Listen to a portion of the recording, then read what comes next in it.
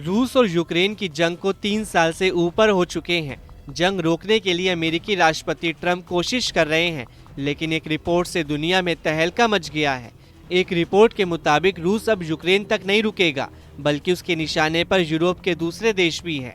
Germany के प्रमुख media संस्थानों की रिपोर्ट के अनुसार रूस की सैन्य शक्ति और विस्तारवादी नीति भविष्य में अन्य देशों के लिए भी खतरा बन सकती है। रूस की सैन्य नीति केवल यूक्रेन तक सीमित नहीं है, बल्कि उनके रणनीतिक लक्ष्यों में और भी कई देश शामिल हो सकते हैं।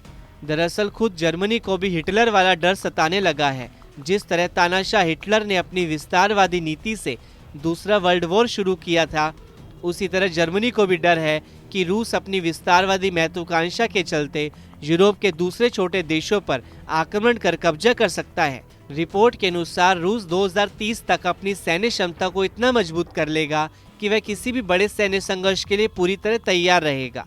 हालांकि इस समय रूस की सैन्य शक्ति का बड़ा हिस्सा यूक्रेन जंग में जुटा है, लेकिन उसकी वायुसेना और नौसेना पूरी तरह से सक्रिय और सतर्क बनी हुई है। जर्मनी की खुफिया एजेंसी और सैन्य विशेषज्ञों का मानना है कि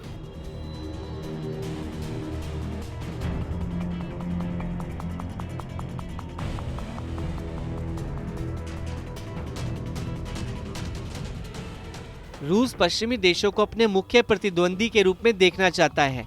हालांकि नाटो महासचिव मार्क रूटे ने साफ कर दिया कि यदि रूस ने पोलैंड या किसी अन्य नाटो सदस्य देश पर हमला करता है तो उसे पश्चिमी देशों की तरफ से करारा जवाब मिलेगा।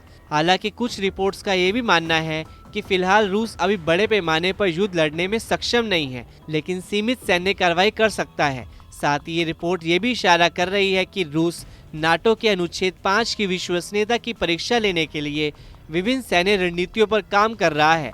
रूस ने 2026 तक अपनी सेना की संख्या को 15 लाख तक बढ़ाने का लक्ष्य रखा है।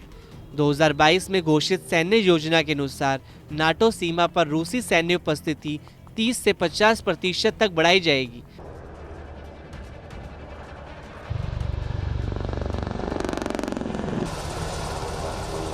रिपोर्ट के अनुसार 2025 तक रूस का रक्षा बजट लगभग 120 बिलियन यूरो तक पहुंच सकता है, जो देश की जीडीपी का 6% से ज्यादा होगा। ये 2021 के रक्षा बजट की तुलना में लगभग 4 गुना अधिक है। रूस की बढ़ती सैन्य शक्ति और उसकी आक्रामक रणनीतिक वैश्विक सुरक्षा के लिए एक गंभीर चुनौती पेश कर रही है। नाटो और अन्य पश्चिमी देशों को इस चुनौती से निपटने के लिए अपनी सुरक्षा नीतियों को और अधिक प्रभावी बनाना होगा। यदि रूस अपनी सैन्य महत्वाकांक्षाओं को जारी रखता है तो आने वाले समय में दुनिया में जियोपॉलिटिकल परिदृश्य और अधिक गंभीर हो सकता है।